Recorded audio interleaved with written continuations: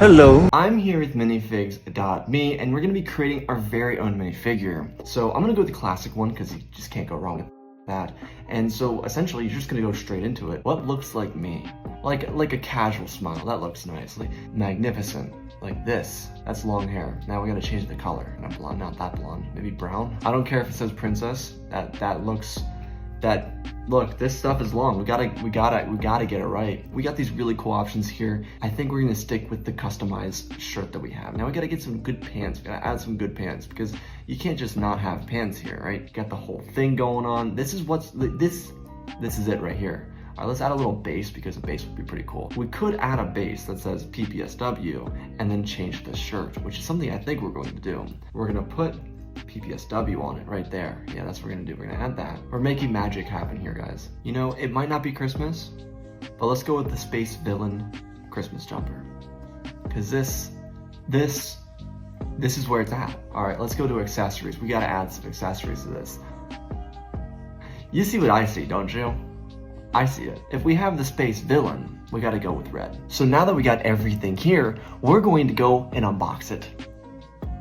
And we got the package and a haircut, so it's gonna look a little bit different, but we got the minifigs pack here for you guys. Let's take a look at, wow, look at this. Look at this, that is so cool. So as you can see, you can customize your own little minifig here. I got mine, you know, I got the long hair, so in remembrance of the long hair, but you can really customize these things. You can choose like how you wanna look. I mean, it's really cool. And the really cool feature is being able to print your own like wordage, like your own words onto the little stand they got here. They do come in keychains, but I didn't want a keychain because I like the little stand. But if you want to, you can get yourself a keychain to match it. This looks really pretty. We got everything here. See the resemblance?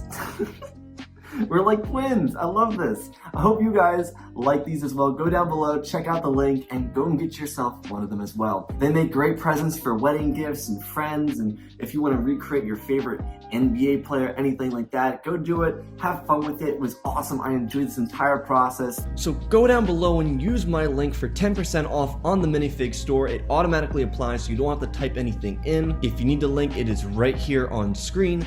Otherwise, good luck and enjoy your minifigs. Thank you, minifigs, for sponsoring this video.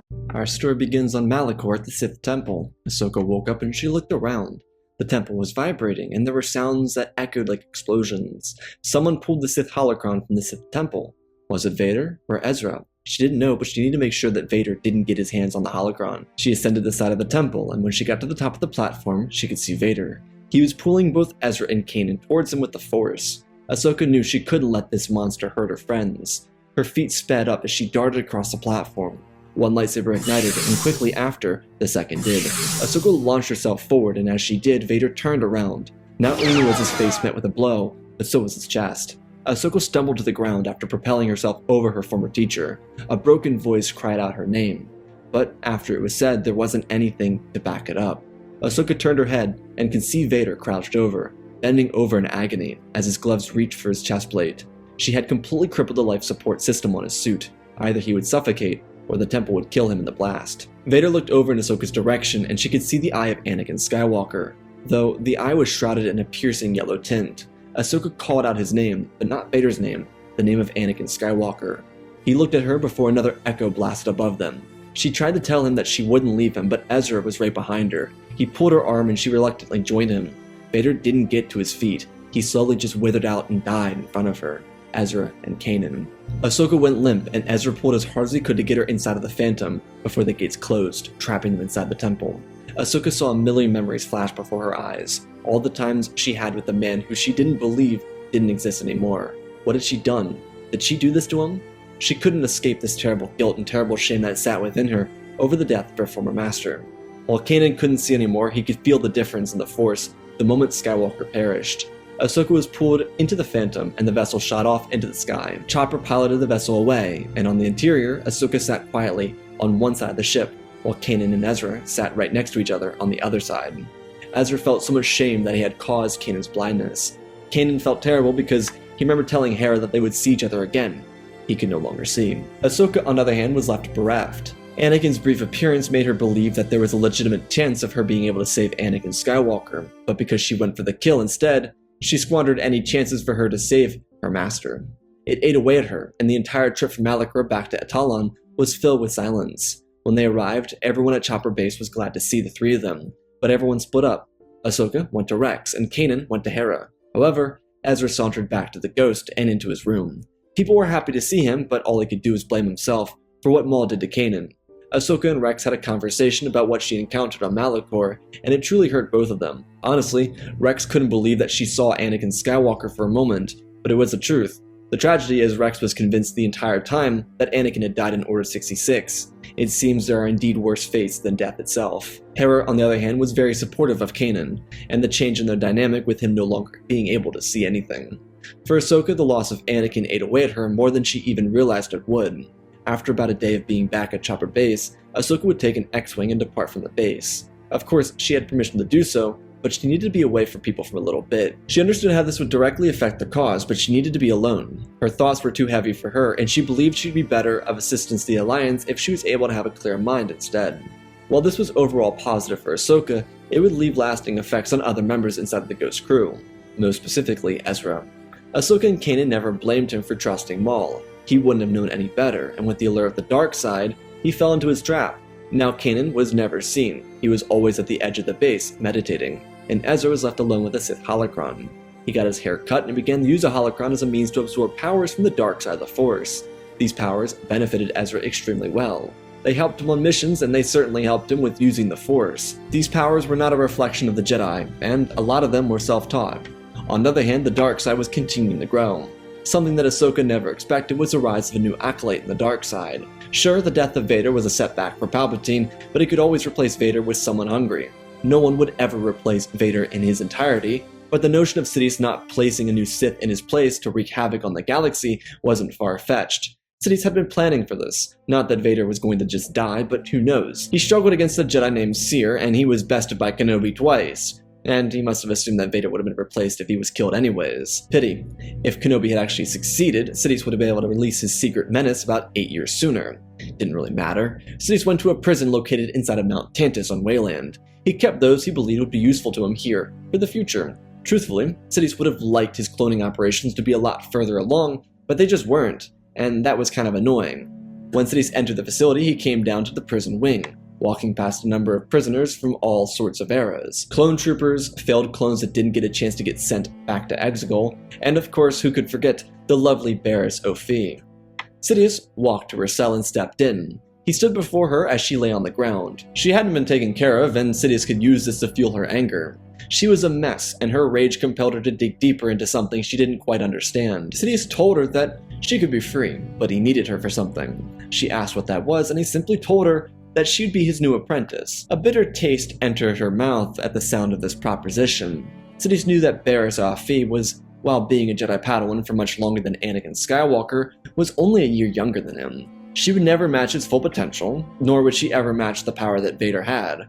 But he didn't need a Vader. He needed someone to wreak havoc, and that was her. A right-hand man who could do whatever he asked, with unbending loyalty. In return, she could be free from her shackles. Of course, the metaphorical shackles wouldn't be broken, not even in death, that being the dark side. Barriss was tired of staring at the ceiling, so the offer was quickly accepted. She told Sidious that she would do whatever he asked of her, so he sent her on a number of missions. She too had to learn how to bleed her crystals, and that would come one way or another. There weren't a ton of Jedi left in the galaxy, and the truth is, she needed a weapon so she could fight the wretched apprentice who took Vader from him. Sidious needed to refine her skills and teach her how to be a true Sith.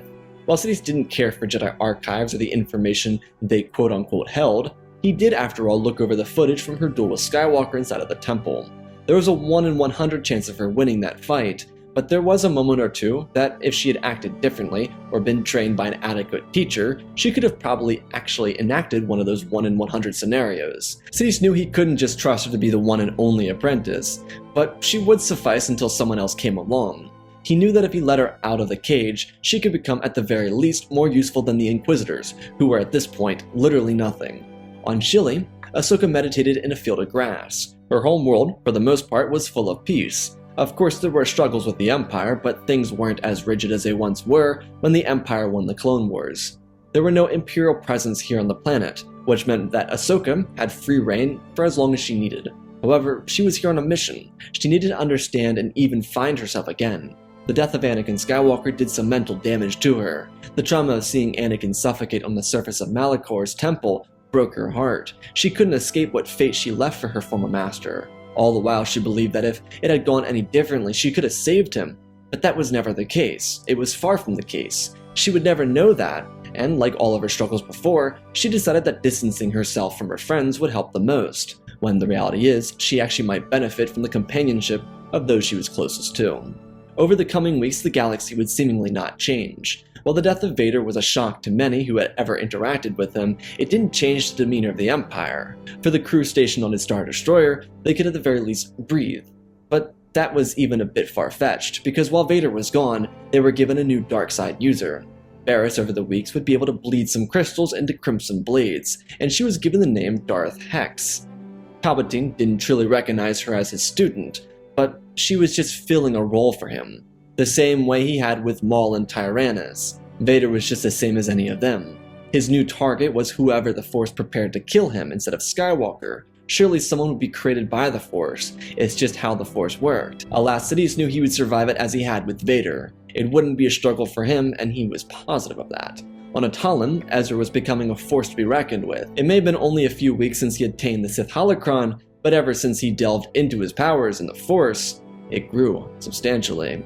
Since these powers were helping the rebels, he saw nothing wrong with it. And not for nothing, since he hadn't really spoken to Kanan since he was blinded, it helped him deal with the struggle. Ezra was so focused on using the dark side that it began to inhibit him and act through him on some of his actions in even the most subtle ways. Kanan or Ahsoka would have noticed it immediately, but his family and the Ghost, not so much. Ahsoka was off of Shili at this point and looking for a beacon to call her own, a place where she could allow the Force to surround her and guide her. And so she decided to go to the Seeing Stone located on Corvus. She had no reason to believe it would do her any good, but she was looking for a nexus in the Force. Ahsoka didn't intend on activating it, but going to a Jedi temple anywhere in the galaxy was far too risky for her. She just needed a place to activate the Force near and around her.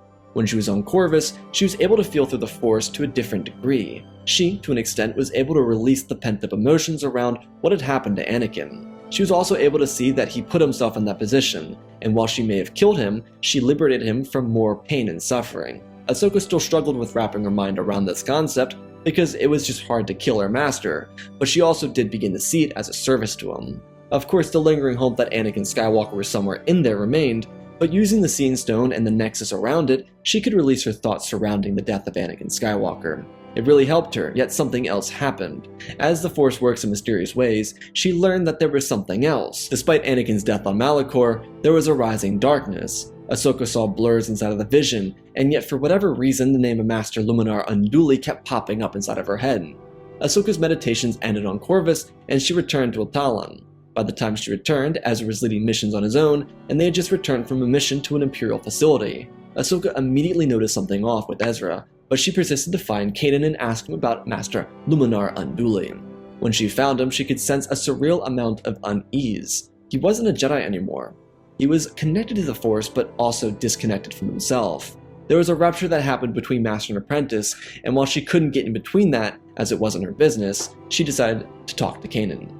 She found Kanan and asked him about Luminara, and he told her that she was dead. Luminara was turned into a trap and used to lure unsuspecting Jedi into the hands of the Inquisitors. Ahsoka told Kanan about her vision, and he suspected that perhaps the Empire released a new Sith Lord. Ahsoka pondered over that as well, but it wouldn't make sense. It's not like Sith grew on trees. They didn't just spawn out of nowhere. They had to be forged through years of hate and anger. Ahsoka didn't know anyone who could have been forged through so much hate and anger long enough to suddenly just be released on the galaxy.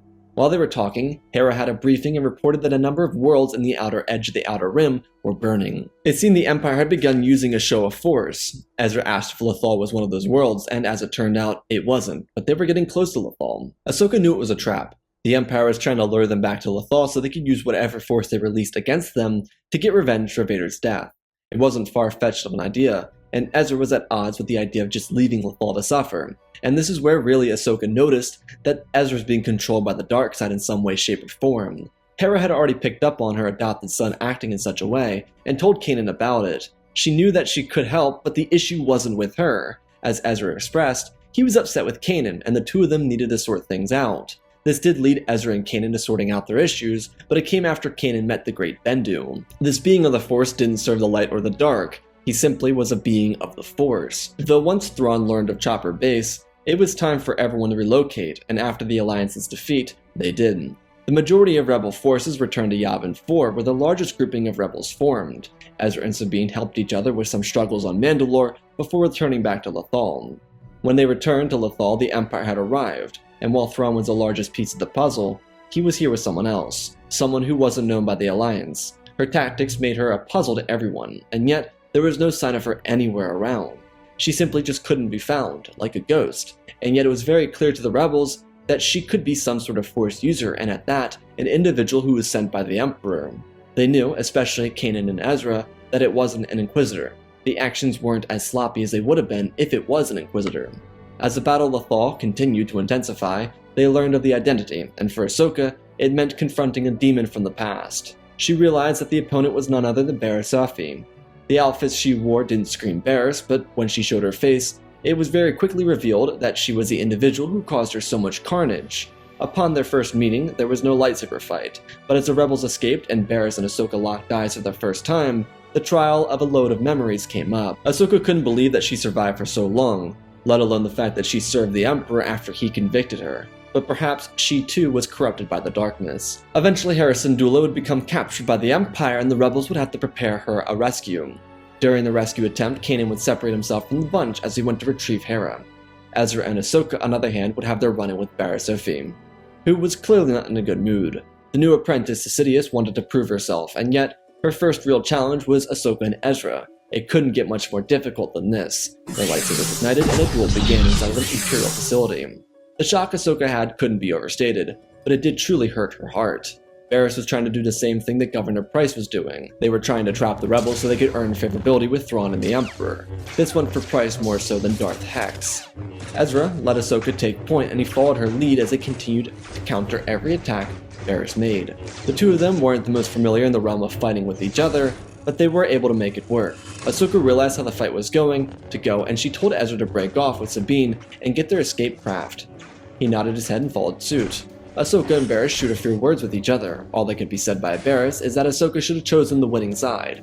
Barriss's attacks were fearsome and aggressive, and they put Ahsoka on a back pedal, but she was confident in her defense. Ahsoka was led out of the side of the facility, and as she was escaping, she could see the familiar silhouettes of Kanan and Hera making their escape to the top of the fuel depot. Ahsoka knew it would be the best place for her to go. If she could get to the top of the fuel depot, they could escape the facility. It just meant that the fight between her and Barriss would have to be saved for another day. Ahsoka could wait. Barriss, maybe not. As they fought their way to the depot, Barriss taunted Ahsoka, asking if she was running away again, and all Ahsoka did was lead her to the fuel depot. Neither of them knew that Governor Pryce was following Kanan and Hera. Pryce didn't expect to see a duel transpiring on the side of the fuel depot itself. Ahsoka was fighting below her as she ascended while her former best friend tried chopping at her legs. The sound of the fight interrupted a very intimate moment between Kanan and Hera. They turned around and when they did, Ahsoka popped up the side of the depot. Her blades moved back to defend herself from Barriss. At the same time, Sabine pulled up with an Imperial transport. Ezra could see the fight, and as Hera and Kanan were preparing to get in the ship, the entire depot rocked with an explosion. Ahsoka could feel it and jumped backwards. The fire ignited and Ahsoka watched Barriss get consumed by the flame. Ahsoka put her hands out in front of her and Kanan did the same thing at the same time. Both of them completely consumed by the Force in the moment. Nothing else mattered. They focused on the protection of their friends because that's all that did matter. Ahsoka called out to Kanan and suggested they try something. They were not saying it would work, but hopefully it would. Kanan listened to what she said, and he told her to go for it. Ahsoka and Kanan released their full focus on the blast as they both reached out their hands to each other and grabbed a hold of each other with the Force. As they held the blast together, they yelled to Sabine to move the ship away from the depot. As she did, Ahsoka and Kanan used the Force to throw each other like a slingshot into the air. Both of their arms were burned by the excessive heat radiating off of the explosion. Ezra was able to reach out with the Force and catch both of them as the explosion detonated the rest of the fuel cells and everything the Empire had on Lothal was lost. This wasn't good. Thrawn was currently on Coruscant trying to get approval for the TIE Defender, and this would completely undo any progress he made on the weapon. The Emperor wouldn't approve of the weapon if it wasn't able to be produced anywhere, and well, it could not be produced on Lothal. Governor Price was outraged, especially when she learned that Barriss was the only casualty. As for the rebels, they returned to their base and had to get Ahsoka and Kanan the medical assistance they needed immediately. They both needed backed-up patches, which was, for the most part, what the rebels had to offer on Lothal. For now, Kanan and Ahsoka would be down an arm, though with the Imperial construction near the Jedi Temple, the Jedi had to investigate, which would lead Ahsoka, Kanan, and Ezra into the world between worlds. They would learn that it was a pathway to see moments in time. It wasn't a means of time travel, rather a greater power of the Force. Though they also learned that Sidious was behind it, he was trying to get into it. By the time the Siege of Lothal truly began, Ezra learned from his master that in a moment of time, one must be willing to sacrifice everything. Kanan in that moment believed the Force was calling to him to sacrifice himself at the fuel depot. Both he and Ahsoka knew what they had to do. This conversation inspired Ezra. Ezra had a connection no one else had. He was strongly associated with animals. Ezra had a plan of action, but it was a backup plan. He intended, as did the rest of the rebels, to have beaten the Empire before Thrawn arrived. If he got there early, then they would have a bit of a struggle.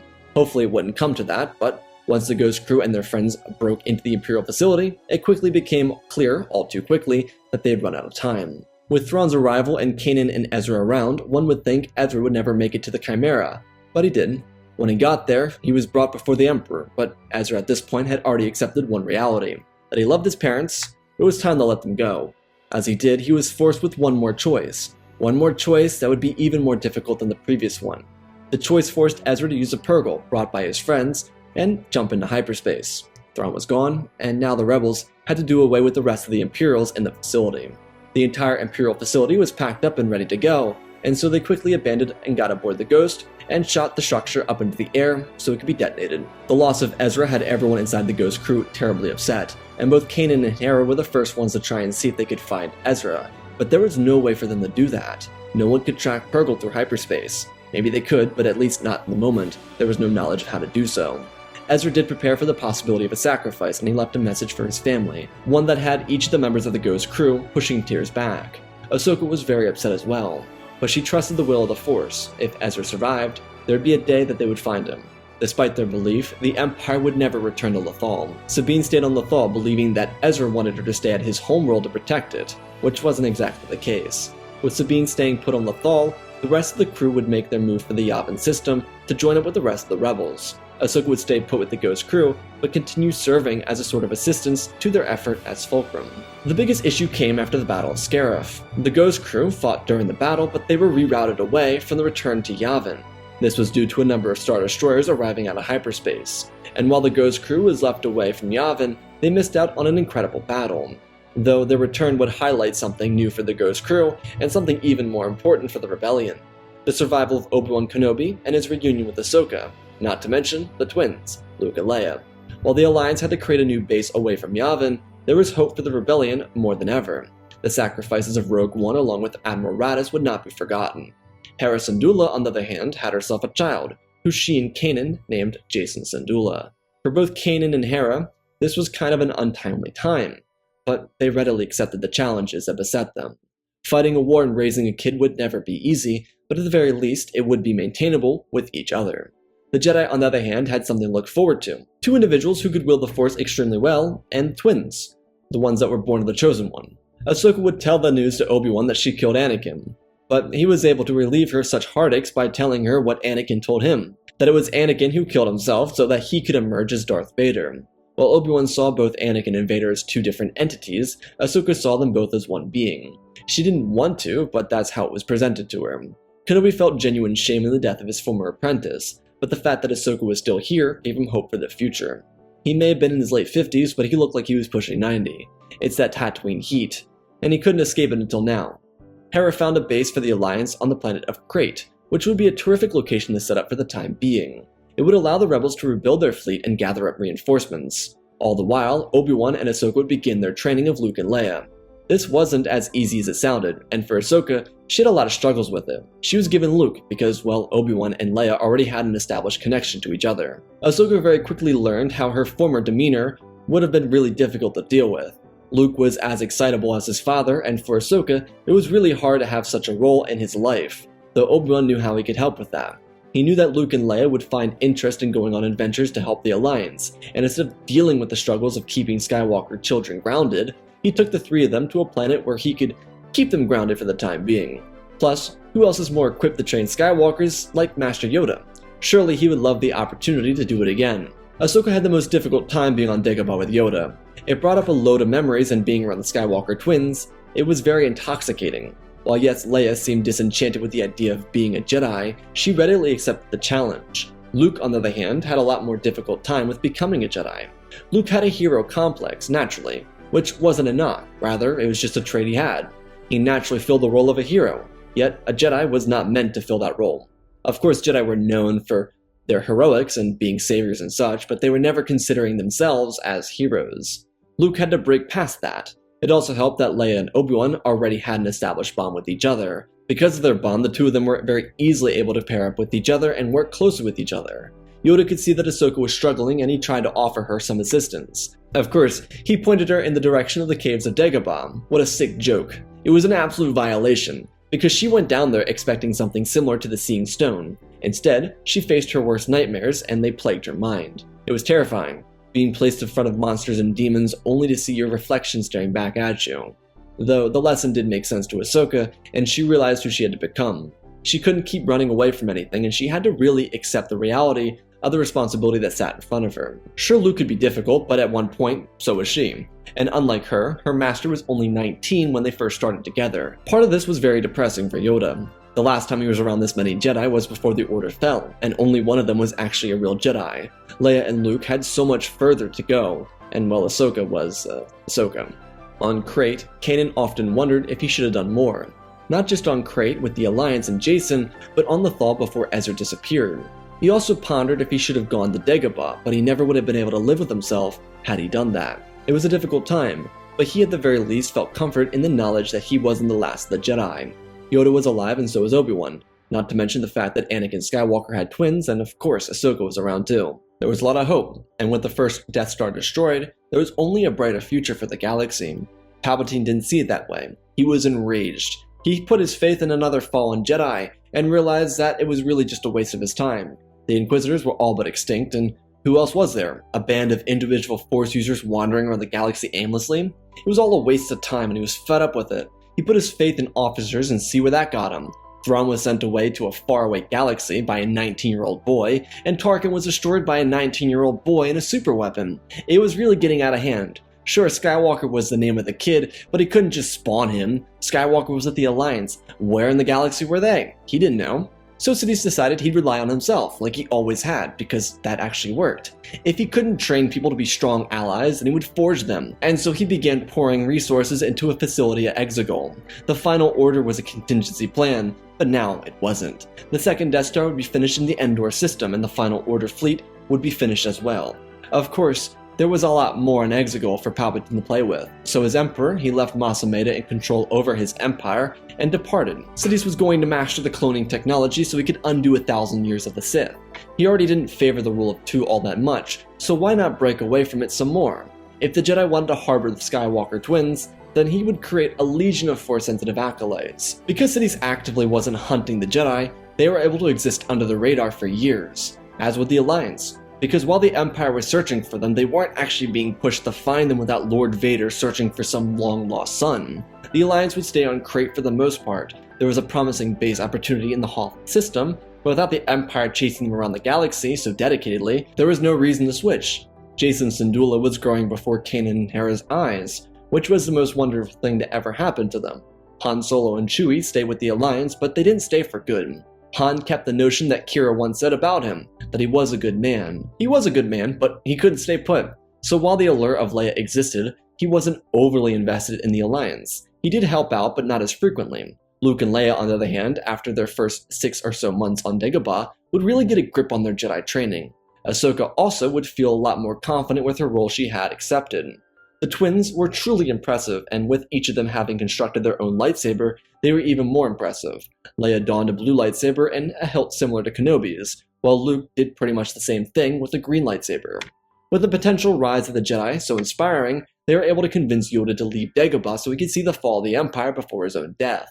While the Jedi had been so distant from the rebellion for 4 or so years, they weren't forgotten. Leia was still in Organa, and Luke was still the kid who blew up the Death Star. They both had a lot to bring to the table, and General Syndulla made sure they were known about. she saw their worth and ensured that everyone else did as well. It was really perfect timing as well. The Alliance learned about the construction of the second Death Star. Though there was a surprise mention of the Emperor. He hadn't been seen in 4 years, and all of a sudden he was rumored to be going to the Death Star. He wasn't in a good mood because his tests weren't going well. Even with all of his focus going into the projects on Exegol, they just weren't going anywhere. On the bright side, the Final Order fleet was eons ahead of schedule. But that's mostly because Palpatine terrified everyone there. If he wasn't there, they would have been working hard, just not as hard. With him consistently there, they turned a 30-year project into a 5-year project. Of course, a lot of ships weren't finished yet, but they were about to be. The irony of the Final Order was that it consisted of people raised out of the far reaches of space. It all was a contingency plan to ensure no one came to power aside from Palpatine. He was going to snuff out the Alliance over Endor, and then make sure that the Final Order was ready to be released on the galaxy. Part of Sidious foresaw a defeat, but he didn't know why. He had no real reason to believe the Jedi were stronger than he.